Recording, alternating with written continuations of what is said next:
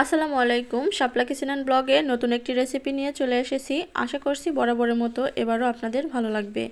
আমি সব সময় চেষ্টা করি হাতের কাছে থাকা উপকরণ দিয়ে কঠিন কঠিন রান্নাকে সহজভাবে আপনাদের সামনে তুলে ধরার। ভাপা দই বানানোর জন্য আমগুলোকে কেটে আমি ব্লেন্ডার করে নিয়েছি আর চলে যাচ্ছি পরের প্রসেসে। এখানে একটা স্ট্রেনারের উপর একটা পাতলা কাপড় বিছিয়ে দিয়েছি আর এর মধ্যে দিয়ে দিচ্ছি 1 কাপ টক দই। আপনারা পরিমাণটা কমিয়ে বা বাড়িয়ে নিতে পারেন, তাতে কোনো প্রবলেম নেই। এই পানি ঝরানোর জন্য টক দইটাকে আমি আধা ঘন্টা থেকে 40 মিনিটের মতো রেখে দেব। তো দেখতে পাচ্ছেন আমার টক দইটা থেকে সমস্ত পানি ঝরে গেছে।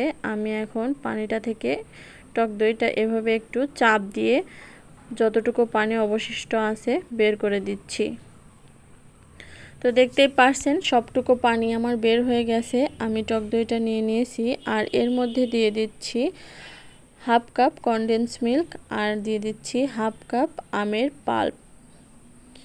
এই পরিমাণটা আপনারা বুঝে শুনেই দিতে পারেন, মিষ্টিটা চেক করে দেখে নিতে পারেন। যদি আপনাদের মনে হয় যে আরও একটু মিষ্টির প্রয়োজন আছে তাহলে আরও একটু দিতে পারেন। আর এক্ষেত্রে আপনাদের কাছে যদি কনডেন্স মিল্ক না থাকে তাহলে এর পরিবর্তে চিনিটাও ব্যবহার করতে পারেন। এটাকে খুব ভালো করে আমি মিশিয়ে নিয়েছি আর যে মোল্ডে সেট করব সেই মোল্ডটাতে ঢেলে দিচ্ছি। একটু ট্যাপ করে নিচ্ছি যাতে ভেতরে কোনো বাতাস থাকলে বের হয়ে আসবে। আর এখন একটা ফয়েল পেপার দিয়ে আমি এটাকে এভাবে মুখটা সিল করে দেব। আপনাদের কাছে যদি ফয়েল পেপার না থাকে তাহলে একটা ঢাকনা দিয়ে উপরে ঢেকে তারপরে ভাপে দিতে পারেন। চলে যাচ্ছি চুলাতে। তো চুলাতে আমি আগে থেকে একটা কড়াইয়ে পানি বসিয়ে দিয়েছি আর তার উপরে একটা স্ট্যান্ড দিয়ে দিয়েছি। এখন আমি এই দইটাকে সেটার উপরেই দিয়ে দেব।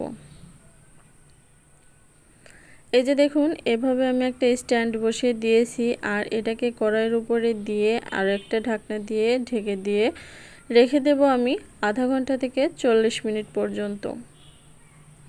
আধা ঘন্টা পরে একবারে চেক করে দেখবেন, যদি না হয় তাহলে আরও 5 থেকে 10 মিনিট এটাকে রেখে দিতে পারেন। তো ফিরে আসছি 40 মিনিট পরে। এটা আমার একদম রেডি হয়ে গেছে। আমি চেক করে একবার দেখে নিয়েছিলাম।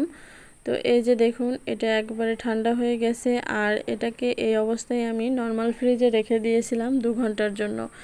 এখন একেবারে যখন ঠান্ডা হয়ে গেছে তখনই এটা আমি মোল্ড আউট করে নিচ্ছি। তো দেখতেই পারছেন ভাপা দইটা আমার একদম পারফেক্ট হয়েছে আর দেখতেও অসাধারণ লাগছে।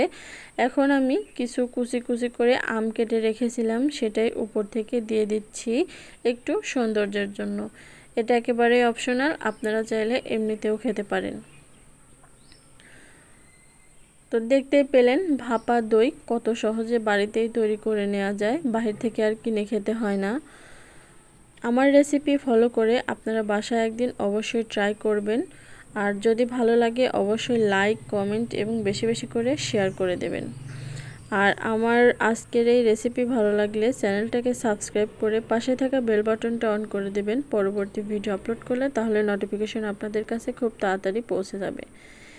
ভাপা দইটা আমি একটু কেটে দেখিয়ে দিচ্ছি আপনাদেরকে দেখানোর সুবিধার্থে এটা কতটা পারফেক্ট হয়েছে। এই যে দেখুন এটা একদম পারফেক্ট হয়েছে। আশা করছি আমার এই আজকের রেসিপিটা আপনাদের ভালো লেগেছে। তো আজকের মতো এখানেই বিদায় নিচ্ছি। চলে আসব অন্য কোনো দিন অন্য কোনো সহজ রেসিপি নিয়ে। ততক্ষণ সবাই ভালো থাকবেন, সুস্থ থাকবেন আর আমার চ্যানেলের পাশেই থাকবেন। আল্লাহ হাফেজ।